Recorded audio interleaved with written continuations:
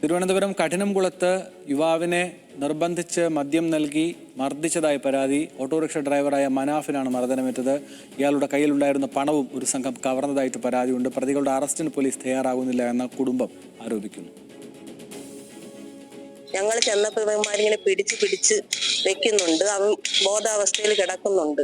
ബാക്കി രണ്ടുപേരും ഓടിക്കളഞ്ഞു. ഇവർ മൂന്നുപേരും അവിടെ ഉള്ളായിരുന്നു. നമ്മൾ ചെല്ലണ കണ്ടിട്ട് അവന്മാരൊക്കെ ഓടിക്കളഞ്ഞു. ഈ ഷൈജു എന്ന് പറയുന്ന അവൻ മുമ്പ് ഒരു പ്രാവശ്യം അവന്റെ വീട്ടിൽ വെച്ച് ഞാൻ എന്റെ കാക്കായെ വിളിച്ചു വരുത്തി. അപ്പൊ ഞാൻ പോയി പറഞ്ഞു വിളിക്കാൻ എന്റെ കാക്ക ഒരു അസുഖക്കാരനാണ്, അവനിക്കൊരു അറ്റാക്ക് കഴിഞ്ഞാണ്, എന്റെ സഹോദരനെ നിങ്ങൾ വിളിക്കല്ലെന്ന് പറഞ്ഞപ്പോൾ ഞങ്ങൾ ഓട്ടം വിളിക്കണല്ലേ എന്ന് പറഞ്ഞ് ഞാനും അവനായിട്ട് വഴക്കൂടിയിട്ടുണ്ട്.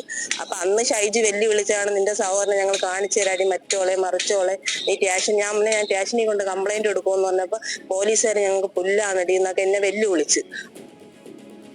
ഹാൻസ് ജോൺ തിരുവനന്തപുരത്ത് നിന്ന് വിവരങ്ങളുമായിട്ടുണ്ട്. ഹാൻസ്, ശരിക്കും ഈ സ്ത്രീ ആരോപിക്കുന്ന ആളുകൾ ആരാണ്? ഇവരെക്കുറിച്ച് കൃത്യമായി പോലീസിന് വിവരമുണ്ടോ?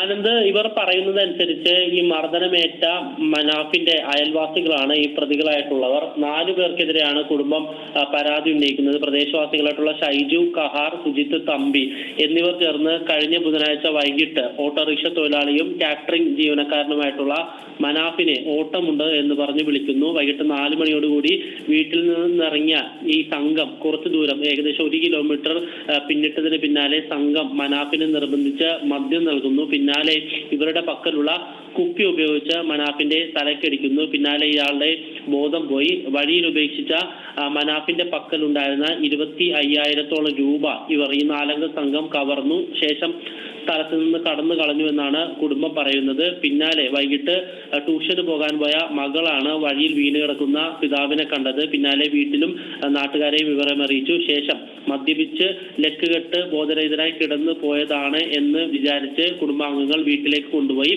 കാര്യമായ പരിക്കുകളൊന്നും ദേഹത്തൊന്നും കണ്ടതുമില്ല. പക്ഷേ പിറ്റേ ദിവസം രാവിലെ മനാഫ് ഛർദ്ദിക്കുകയും ബോധരഹിതനാകുകയും ചെയ്തതിന് പിന്നാലെയാണ് മെഡിക്കൽ കോളേജ് ആശുപത്രിയിൽ പ്രവേശിപ്പിച്ചത്. പരിശോധനയിലാണ് ഇദ്ദേഹത്തിന്റെ തലയോട്ടിയിൽ പരിക്കേറ്റിട്ടുണ്ട്, പൊട്ടലേറ്റിട്ടുണ്ട് എന്ന് കണ്ടെത്താൻ കഴിഞ്ഞത്. അടിയന്തര ശസ്ത്രക്രിയ നൽകി ഇപ്പോൾ മനാഫ് വെന്റിലേറ്ററിലാണ്. ഈ സംഭവത്തിൽ കഠിനംകുളം പോലീസ് കേസ് എടുത്തിട്ടുണ്ടെങ്കിലും ഈ പ്രതികളായിട്ടുള്ള 4-അംഗ സംഘത്തെ അറസ്റ്റ് ചെയ്തിട്ടില്ല എന്നാണ് കുടുംബം ആരോപിക്കുന്നത്. അടിയന്തരമായി നടപടി വേണമെന്നും കുടുംബം ഇപ്പോൾ ആവശ്യപ്പെടുന്നുണ്ട്. ആനന്ദ്. ശരി ഹാൻസ് പറയുന്ന വിവരങ്ങൾ അനുസരിച്ച് ഗുരുതരമായ ഒരു വിഷയമാണ്. കഠിനംകുളത്തു നിന്നുള്ള വാർത്തയുടെ വിശദാംശങ്ങളാണ് കേട്ടത്.